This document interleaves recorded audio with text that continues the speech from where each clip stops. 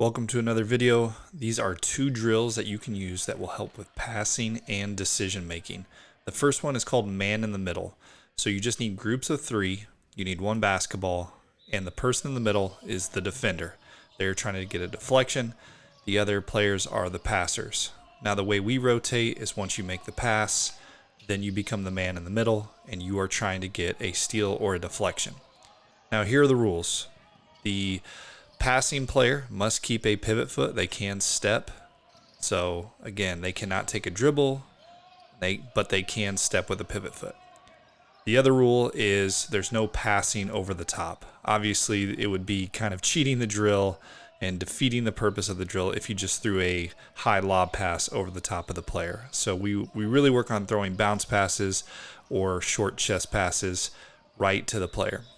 Now you can make this competitive. So if the defender gets a deflection, you can have the offensive player, maybe do 5-10 push-ups, something like that. Or sometimes we will even keep the man in the middle until he or she gets a deflection.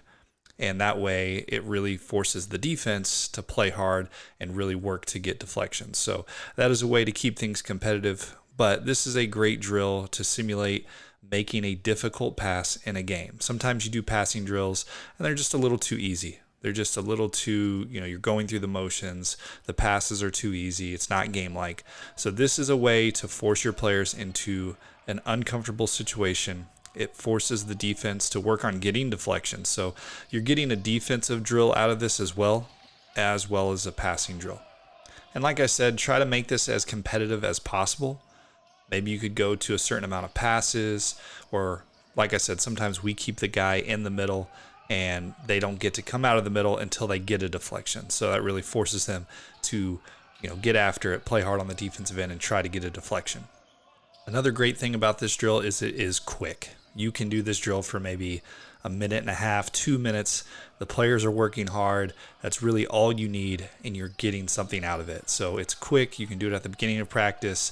You can do it in between drills, but it's a quick, efficient drill that's going to work on game-like situations. Now the next drill is a variation of the traditional three-man weave. So we will still do the three-man weave, but we will add the layer of a fast break 2-on-1 on the back end. And then we will build this up to be three-man weave back 2-on-1. And then we also will do a version where we do 5-man weave back 3-on-2. So we're getting those game-like situations. The players are having to make quick decisions. And like I said, we try to make this competitive. We will do things like you track turnovers, you track assists, you track whether the team scores. You can even track how fast they score.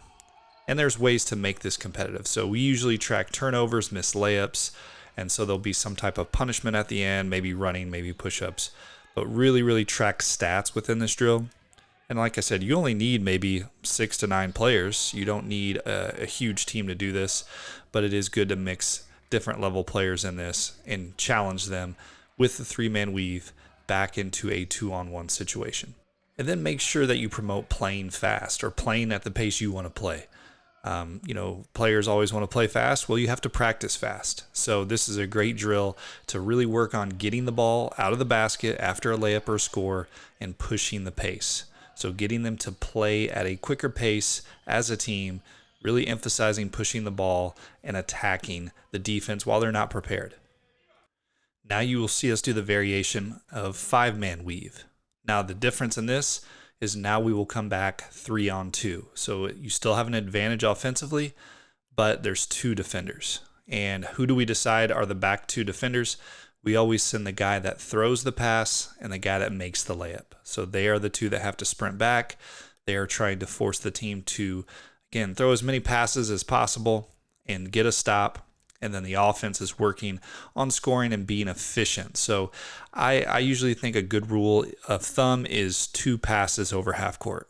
Okay, if you are taking more than 2 passes over half court to score, by that time the defense has recovered and you're not going to have an advantage anymore. So again, the guy that passes it, the guy that shoots a layup, they're back. They need to communicate with each other.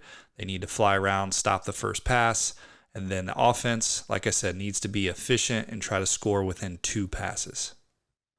And again, make this competitive. Keep track of stats. Keep track of turnovers, missed layups, assists.